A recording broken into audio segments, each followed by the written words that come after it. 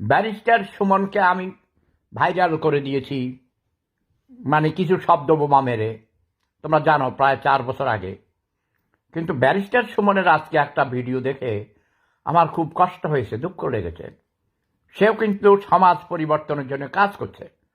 তার সোনারুঘাট এলাকায়, যেখানে আমার কুশপুত্তলিকা পুড়িয়েছিল আগুন দিয়ে, সেই সোনারুঘাটের জন্য সে অনেক কাজ করছে।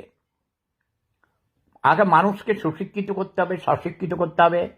যারা যারা আমাকে পুড়িয়ে হত্যা করতে চেয়েছিল, যারা তলোয়ার নিয়ে ঘুরেছিল আমার গর্দান কাটবে বলে, তারা যখন বুঝতে পেরেছে আমার নামে মিথ্যা প্রোপাগান্ডা ছড়িয়েছিল কিছু কুচক্রী মহল, আজকে জুতা বেড়েছি সাকিব আল হাসান,